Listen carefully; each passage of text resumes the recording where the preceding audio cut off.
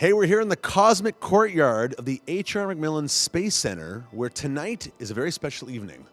There's a brand new book out called Canadian Spacewalkers, written by legendary space journalist Bob MacDonald. He's here to give a talk, sign some books, and give a great little presentation that is sure to be out of this world.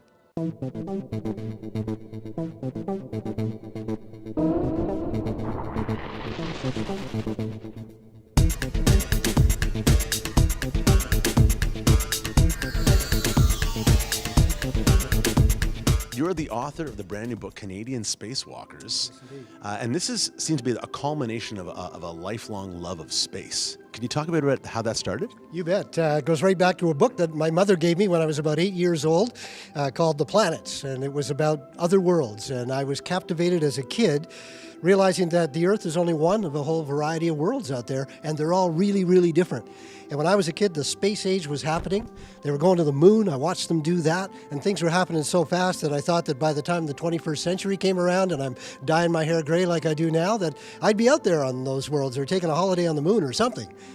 Hasn't quite happened yet, but I'm still working on it. But it's been an exquisite pleasure to witness that as a journalist and see it. So this book is a bit of Canadian history that hasn't been written yet about the only 3 Canadians, Chris Hadfield, Dave Williams, and Steve MacLean, to put on spacesuits and step outside and do a spacewalk.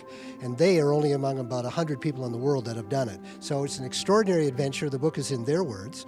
And along with that, there are a few adventures of my own on the ground. To get into space, just that alone is huge. I mean, and we've had 8 Canadians who've flown in space, and they're all remarkable people. But to step outside takes it to another level. And I think of them like Olympic athletes. They have to train for years to learn what they're going to do out in space. And so they have to learn how to do construction work because they were building the space station. They have to learn how to work in a suit that doesn't want to bend. Because you think about a spacesuit, it's got air on the inside to keep them alive, but there's no air on the outside. So the suit wants to do this. And so they have to work against it just to move their arms and work on things. And the suit fights them all the time. It takes strength, it takes stamina. They're out for 7 or 8 hours at a time and determination. So I thought that was astounding. So I sat down with each one of them and they told me their stories of both the experience of being out there and also the amazing training that they had to go to do it. And here we are at the Vancouver Planetarium, the culmination of a year of hard work and maybe a lifelong love of space.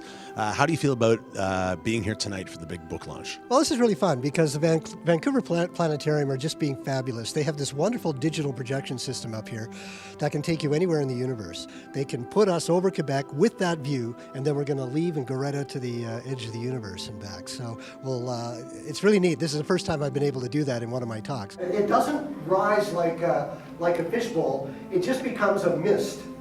And they're breathing the air, so suddenly he's breathing water drops, and they didn't know how far that was going to go, and he started to panic. And they were panicking on the ground because they didn't know how much water was going to come out.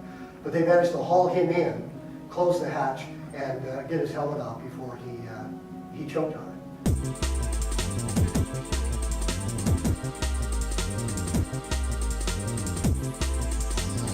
What did you think of the whole experience here tonight? This was terrific. It was a really great way to see Canadian achievement in space. It was amazing to hear Bob MacDonald speak about his experiences in the anti-gravity simulation and the flight.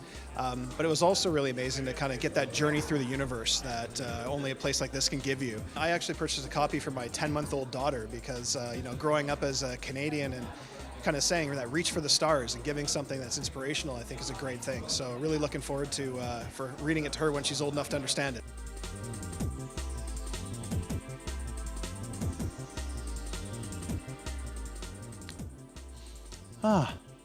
The Earth looks so beautiful from here. Just living out a little Canadian spacewalking fantasy of my own. And for City Lights and Novus TV, I'm Jordan Wade. Ooh, was that a shooting star?